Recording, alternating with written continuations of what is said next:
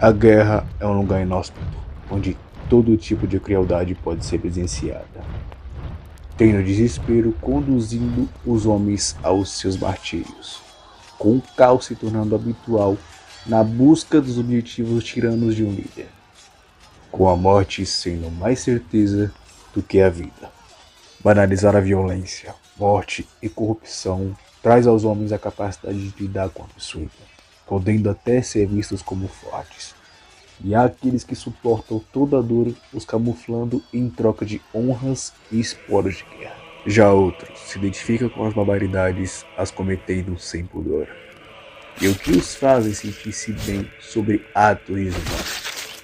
Qual motivo os faz odiar o mundo a tal ponto de perder empatia pelo próximo? E existe um homem capaz de devolver toda a dor que lhe foi causada, usando-se da guerra para aniquilar os seus inimigos.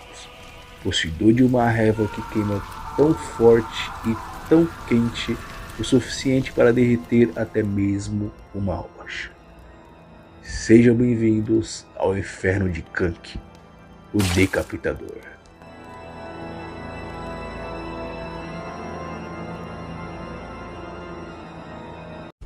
A obra de Kingdom retrata o período dos Sete Estados combatentes da China, romantizando as guerras que levaram ao primeiro imperador a unificar todo o país, se passando de 476 a.C. até 221 a.C., adaptando os contos históricos do Shiji para um mangá militar seinen/shounen. E Kank, ou Huayin, seu nome na vida real, é um grande general do estado de Qi, o estado que unificou todo o território da China.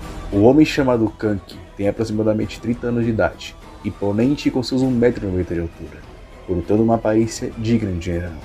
Seus cabelos longos e escuros, frequentemente amarrados, lhe serviam de adorno para um olhar penetrante de uma presença intimidadora. O rosto longo e nariz pontiagudo traz à sombra de feições maquiavélicas, vestindo uma armadura típica dos generais da época, tendo uma pelugem destacando no seu pescoço, que com certeza foi retirado de um animal sinistro que daria medo ao mais corajoso dos homens. Sua presença militar não é a coisa que mais chama a atenção em Kank, e sim o seu intelecto sobre estratégias formidáveis e sua falta de escrúpulo no campo de batalha. Sempre imprevisível diante de seus inimigos, podendo tirar soluções nada convencionais para vencer, destacando a sua frieza absoluta. Faz questão de dominar o campo de batalha, movendo seus soldados como peões numa partida de xadrez, e principalmente dominar o seu inimigo por meio da guerra psicológica. Definitivamente não se importando com os meios para atingir os seus fins, Kank não hesita em ser cruel e usa a violência ao seu favor, praticamente uma ferramenta em seu jogo mental. É como cita Maquiavel: é melhor ser temido do que amado. Você não pode ser ambos. Porém, se você for obrigado a ser cruel, faça-o de uma só vez e com decisão, para que os outros sintam menos o peso de sua crueldade. A maneira eficaz de Kank cometer suas decapitações, torturas, mutilamentos e profanações o faz autoridade na guerra, em meio à violência extrema, onde o sofrimento e a destruição são inevitáveis. Quando seus métodos são temidos no contexto da guerra por soldados encarando aquilo todo dia, é porque você é foda.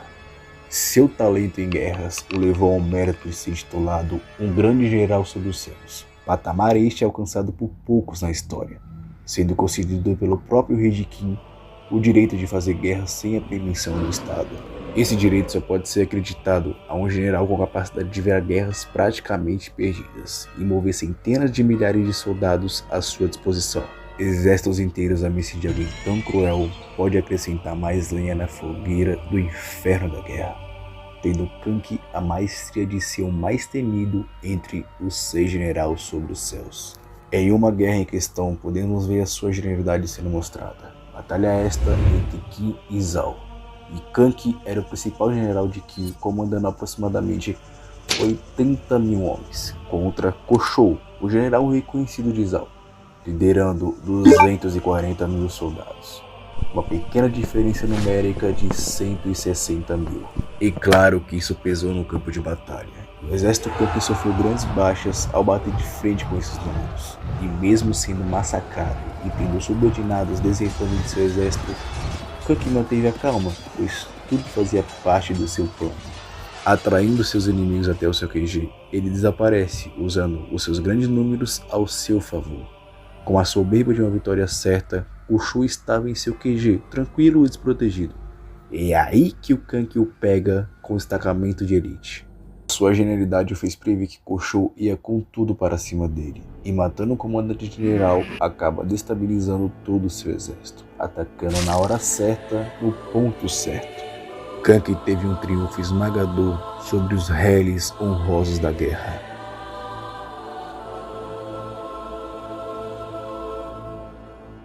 Algo importante a se destacar é que o exército Kank nessa batalha teve vários desertores, covardes em si. Isso vindo do fato de seus homens serem compostos por bandidos, clãs de ladrões unidos pelo carisma e liderança de Kank, recrutados do sul de Ki, nos mostrando que seus antigos costumes não mudaram, continuando na miséria, mesmo quando conquistam um patamar de honraria de guerra. E tendo Kank conhecido um bem retirado da sociedade, ele sabia que muitos de seus soldados desertariam quando a derrota fosse certa, e usou isso como tática contra Koushou.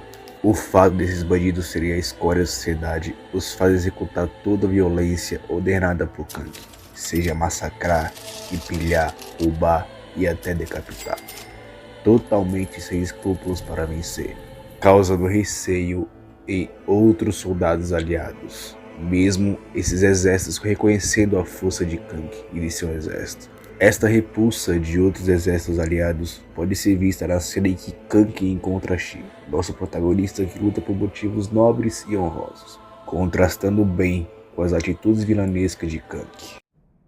Kank Shogun wa koko da yo.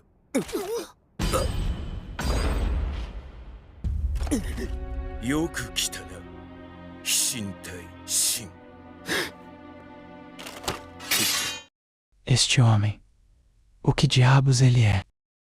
Não há intenção de matar, mas há algo que esse cara está emitindo, que imediatamente me fez sacar minha espada. Isso mesmo, por apenas um instante, quase senti que seria sugado por aqueles olhos. Mas agora, a única coisa que sinto por esse homem é uma poderosa sensação de rejeição. Então este é o homem conhecido como General Kanki. Esses pensamentos é de Shin quando conhece Kank, percebendo a capacidade deste homem de cometer o mal. E quando o homem comete o mal por via de desejo, o torna tolo por ceder aos próprios desejos. Já o homem que comete o mal para conquistar algo parece mais viril. O choque de dois mundos também é nos mostrado na batalha de Kokuyo, e desta vez o guerreiro honrado é Kisui, general inimigo comandante de Zou. A batalha se configurou em Kokuyo, um lugar de colinas e florestas, o tornando um ambiente nocivo para a guerra.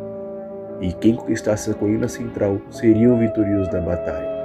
Para Kim seria pegar as terras de Zou e ganhar territórios.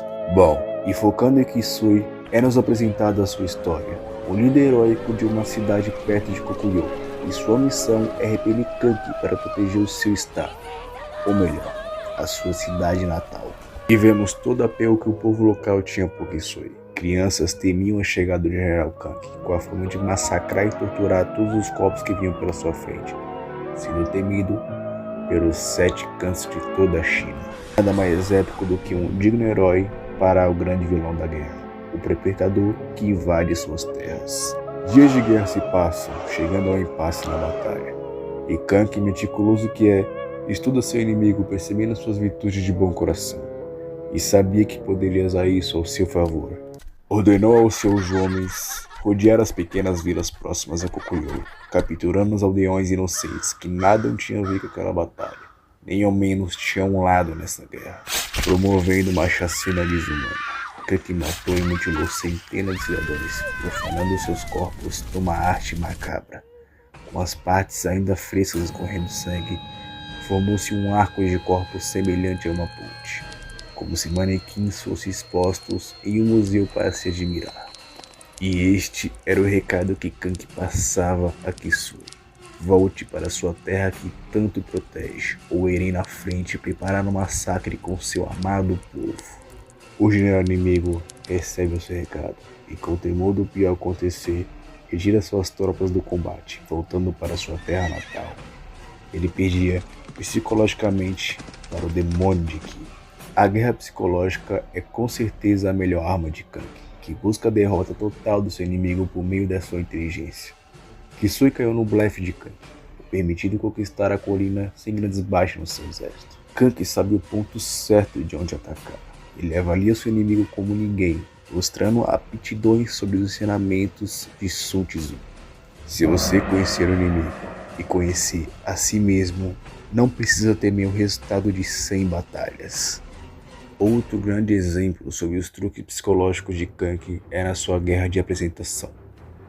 Essa travada com Takashibou, o veterano general de Zhao, braço direito de Renta, um dos antigos 3 grandes céus de Zhao, ou seja, seu inimigo era de um calibre muito grande. E a patente de Kanki nessa época era um vice-general a serviço de Mogou, o veterano considerado medíocre em Ki, mas muito respeitado, já que os seus generais a serviços eram nada mais nada menos que Kanki Yosei, gênios que comandavam os flancos do exército principal, servindo Mogou antes de se tornar um grande general sobre os céus. Recrutado ainda na época de quando era o líder dos bandidos no sul de Ki. Por reconhecer a genialidade de Kanki, Mogou sabia muito bem que era melhor o ter como aliado do que o inimigo do estado.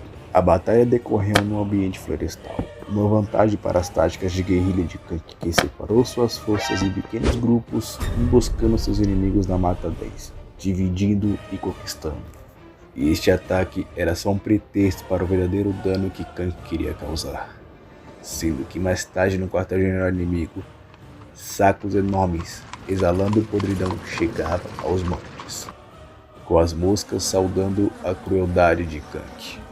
E quando os soldados inimigos rasgavam aquela bolsa, globos oculares caíam sobre seus pés, os fazendo segurar os seus próprios para que os não pulassem ao verem tamanha barbaridade, provocando ira descabida, incitando ódio para atacar Kanki de forma emocional.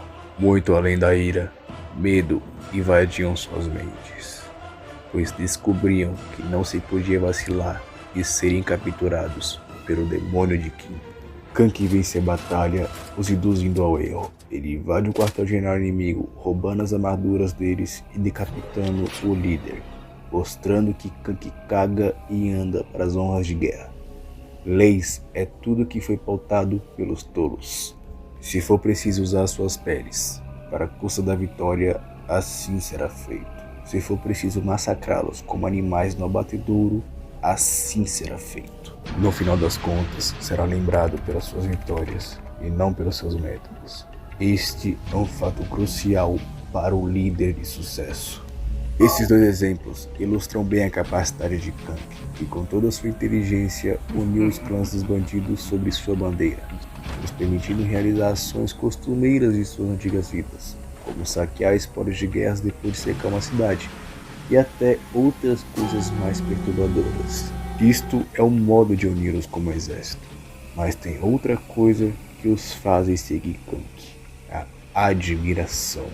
Principalmente os seus comandantes mais próximos, por saberem da capacidade de seu chefe e também por saber tudo o que ele passou.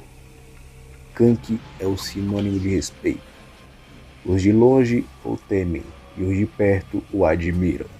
E falando sobre seu passado, tudo começa com Kanki aos 3 anos de idade. Se viu abandonado e foi achado pelo clã Saki, crianças da mesma faixa etária que ele. E isso os aproximou bastante, e com carisma e liderança de Kanki, logo se tornou o figurão entre o bando. E é importante destacar que o clã Saki são os torturadores do exército Kanki. E todo esse estilo de violência foi introduzido pelo próprio na adolescência.